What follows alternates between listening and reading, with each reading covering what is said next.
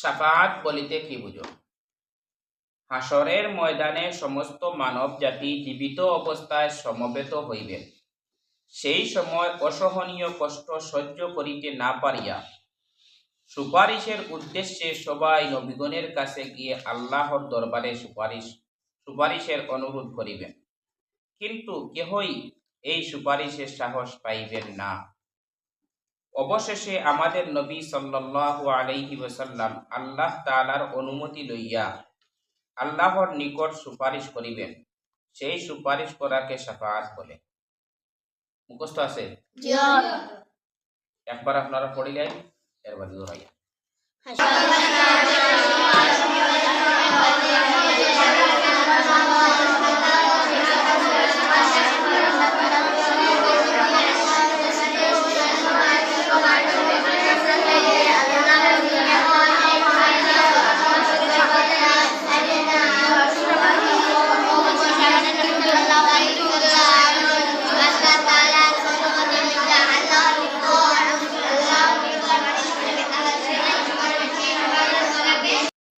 এখন আপনারা হইলা 1 নম্বরে মেয়ারাজ আলম। শাফাআত বলতে কি বুঝো? ময়দানে সমস্ত মানব জাতি জীবিত অবস্থায় সমবেত হইবেন। সেই সময় অসহনীয় কষ্ট সহ্য করিতে না পারে সুপারিশের উদ্দেশ্যে সবাই নবীগণের কাছে গিয়া আল্লাহর দরবারে সুপারিশের অনুরোধ করিবেন, কিন্তু কেহ এই সুপারিশের সাহস পাইবেন না। অবশেষে আমাদের নবী সাল্লাল্লাহু আলাইহি ওয়াসাল্লাম আল্লাহ তাআলার অনুমতি লইয়া আল্লাহর নিকটে সুপারিশ করিবেন। সেই সুপারিশ করাকে শাফাআত বলে। মাশাআল্লাহ, সুন্দর হইছে। 2 নম্বরে মিজানুর রহমান। কোনটা আপনি শাফাআত বলতে কি বুঝো? হাসরের ময়দানে সমস্ত মানব জাতি জীবিত অবস্থায় সমবেত হইবে। সেই সময় অসহনীয় কষ্ট সহ্য করিতে না পারিয়া সুপারিশের উদ্দেশ্যে সবাই নবীগণের কাছে গিয়ে আল্লাহর দরবারে সুপারিশ অনুরোধ করিবেন, কিন্তু ওই সুপারিশের কাজ কেউ পাইবেন না। অবশেষে আমাদের নবী হযরত মুহাম্মদ মুস্তাফা সাল্লাল্লাহু আলাইহি ওয়াসাল্লাম আল্লাহ তাআলার অনুমতি লইয়া আল্লাহ তাআলার নিকট সুপারিশ করিবেন। সেই সুপারিশ করাকে শাফাআত বলে। হইছে মোটামুটি।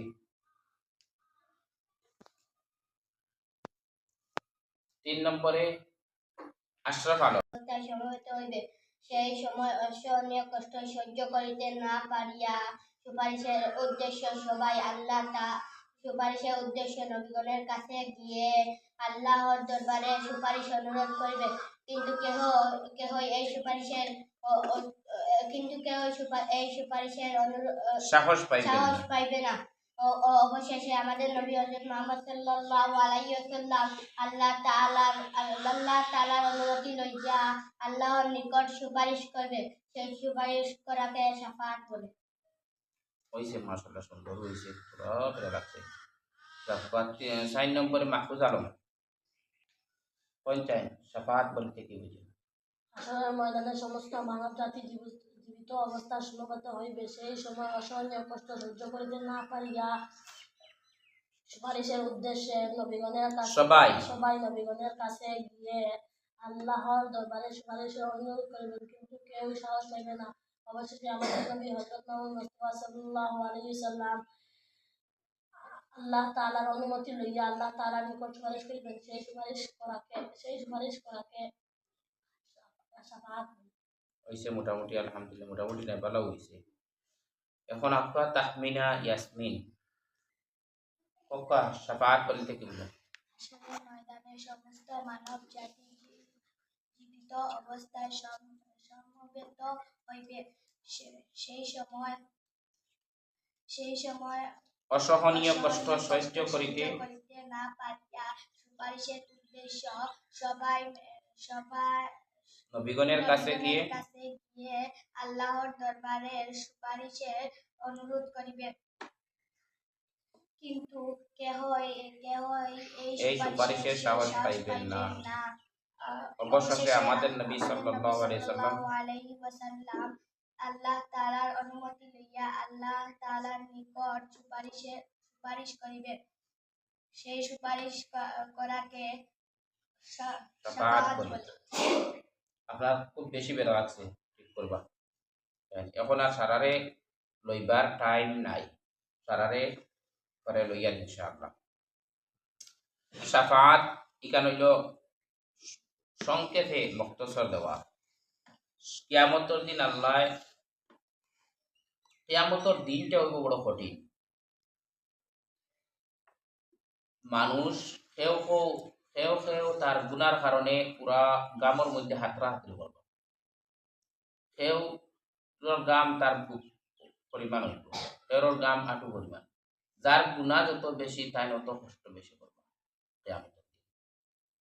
আর যারা দুনিয়ায় নেক আমল করবা, বালা আমল করবা, ইমানদার হইছে, মানে আল্লাহর উপরে ইমান ঠিক আছে, নবীগুলোর উপরে ইমান ঠিক আছে, আখিরাতের দিনের উপরে ইমান ঠিক আছে, তকদিরের উপরে ইমান বিশ্বাস আছে, সব অর্থাৎ ইমান আনতে হইলে যতটা জিনিসের উপরে বিশ্বাস রাখতে লাগে, সারা জিনিসের উপরে বিশ্বাস রাখিয়া আর আল্লাহর হুকুম মাহকাম নবীদের তরিকায় যদি মানই, তাহলে কিয়ামতের দিন তার কোনো সাজা হইত না, কোনো শাস্তি হইত না।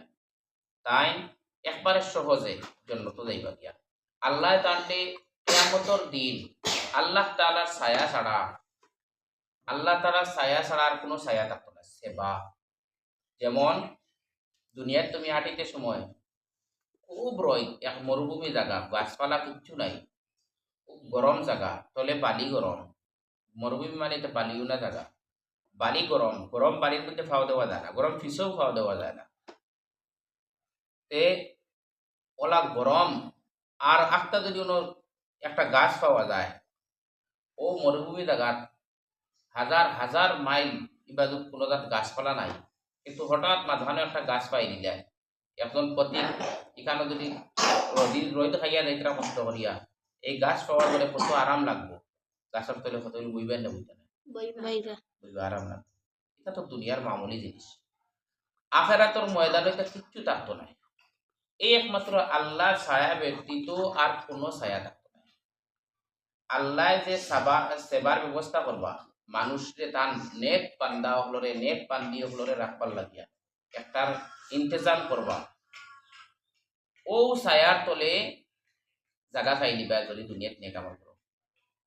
কিছু আমল হল আছে, যেমন রোজা মাস আইয়া আল্লাহ রোজাগুলো যদি কেউ কিয়ামতের দিন সোয়াব পাইবার উদ্দেশ্যে, আল্লাহর কাছে নাজাত পাইবার উদ্দেশ্যে, আল্লাহরে খুশ করবার উদ্দেশ্যে যদি রোজা রাখে, এবারে ফেররে ইফতার করায়, তাহলে কিয়ামতের দিন এও আল্লাহর ছায়া তলে জায়গা পায়। জোয়ানকির সময়টারও যদি এবার তো খাটায়, তাহলে ও আল্লাহর যে ছায়া ব্যবস্থা করবা কিয়ামতের দিন,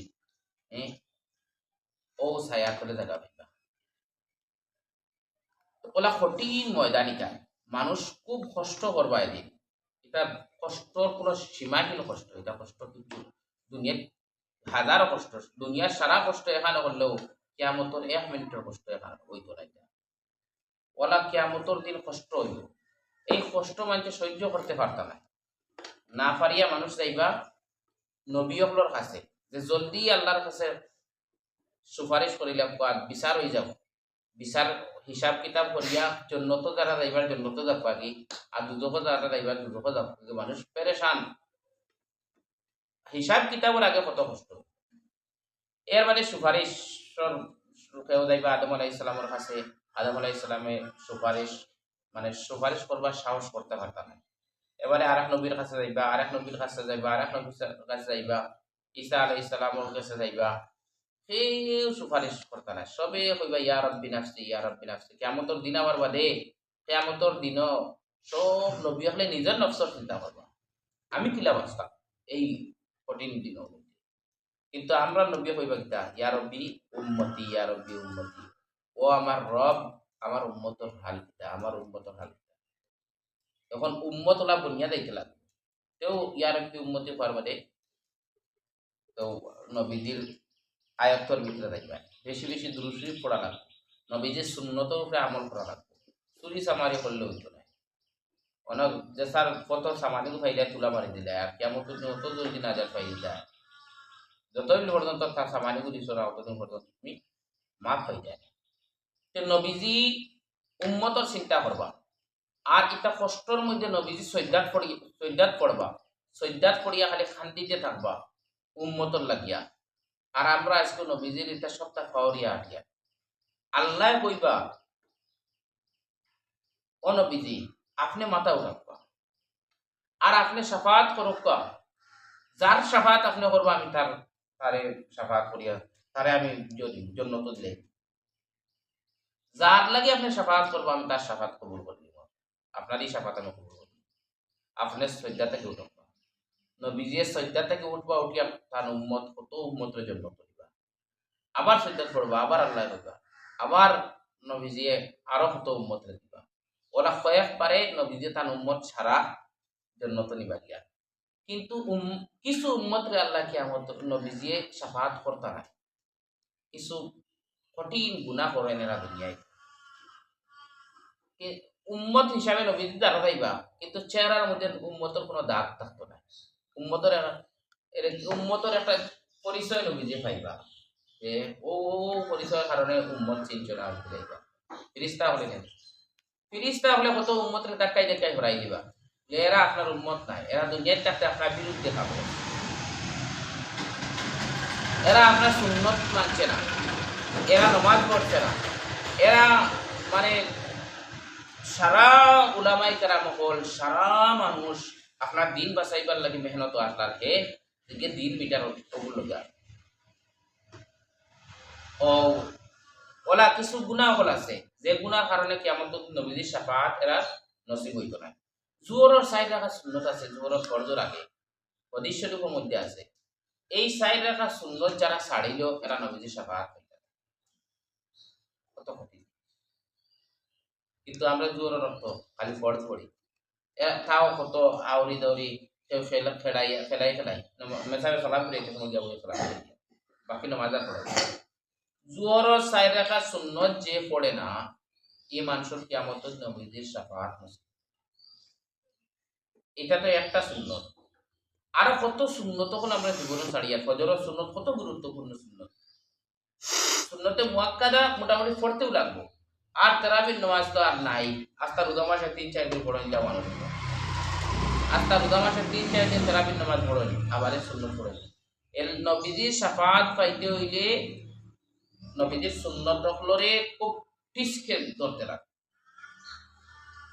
আল্লাহর হুকুম অনুযায়ী নিজের জিন্দগি হাঁটাইতে রাখ, পরর হক খাওয়া থেকে বাঁচিয়ে থাকতে রাখ।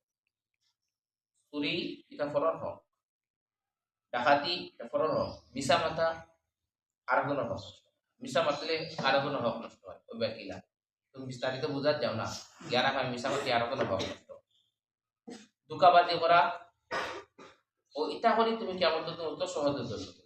আচ্ছা এটা হলো ইসলামী আকাইদর পড়া, শাফাআত বলতে কি যে এটা ইসলামী আকাইদর অধ্যায়ের মধ্যে আইছে, এই অধ্যায়ের মধ্যে আইছে যখন এটা শাফাআতের উপরে তুমি বিশ্বাস রাখতে লাগো, কিয়ামতের দিন নবীজিয়ে শাফাআত করবা, খালি নবীজিয়ে শাফাআত করবা এটা না, নবীজির কিছু উম্মতগুলোর পার্সোনাল ভাবে এরা ইজাজত দেওয়া হইবে, এরাও শাফাআত করবা। যেমন কোনো মানুষের কোনো মা আর বাপর যদি আওলাদ হাবিচ্ছা বই কোরআনের হাফিজ হই, আর এই যদি কোরআনের হাফিজ হইয়া নেক আমল করো, খালি হাফিজ যদি না বাড়ে গুনাই লিখত তাই নিজে তো যখন মানুষের বাদে চাইলে হাবিচ্ছা বুয়ার বাদে তাই নেক আমল করছ, মান হরতারে পড়াইছ, মানুষের ইমামতি করছ, বালা আমল করছ, গুনাহ থেকে বাঁচিয়া থাকছ, তখন আল্লাহ এন্ডেও পারমিশন দিবা শাফাআত করবা। এই নতান নসলের কয়েকজন মানুষের জন্নত নিবা গিয়া। কোনো মানুষের যদি না বালে হরুতা মারা যায় আর এই যদি ধৈর্য ধরার আল্লাহর ফয়সালা যদি আল্লাহর বংশ হয়েছে আল্লাহ দিছেন আল্লাহ নিছ আর হাই উতাস করেন না, তাহলে এই হরুতারেও কিয়ামত দিন আল্লাহ অনুমতি দিবা তার মারে আর বাপরে জন্নত দিব শাফাআত। ওলা কিছু মানুষের আলাদা পার্সোনাল ভাবে আল্লাহ দিবা, নবীজির শাফাআতর বাদে এরা শাফাআত করতে পারবা। তো এটা হলো ইসলামী আকাইদ, আমরা ইতিকাদ রাখতে লাগবো কিয়ামতের দিন শাফাআতর জরিয়ায় মানুষ জান্নাতে যাইবা। আল্লাহ তাআলা আমরা নবীজির শাফাআত নসিব করবা। আর আমার তো একটা হরুতা মারা গেছে, আল্লাহ আমারও এই হরুতার কিয়ামতের দিন শাফাআত নসিব করবা, যাতে আমিও তার শাফাআতে জান্নাতে যাই। হ্যাঁ দুনিয়াতে কোন আমল কবুল হইব জানি না, কমপক্ষে এটা নাবালিগ মারা গেছে, একবারে নাবালিগ, দুনিয়াত শ্বাস ফলাইবার আগে মারা গেছে, তাহলে তো কোনো জাতক মানে গুণা তো আর নাই। আর আমি তো আলহামদুলিল্লাহ যতটুকু সম্ভব হয়েছে ধৈর্য ধরছি, আমি অত হাই হতাশ করছি না, কারণ আমার এই হদিস জানা আছে। এর লাগি এর বাদেও আল্লাহর কাছে খুঁজিয়া যদি কোনো ভুলের কারণে এই এর লাগি সবে ওগুলো লাগে দোয়া করবে আল্লাহ যাতে আমার এটা খুব সৌভাগ্য। আল্লাহ তাআলা সকলে আমল করার তৌফিক দান করুন।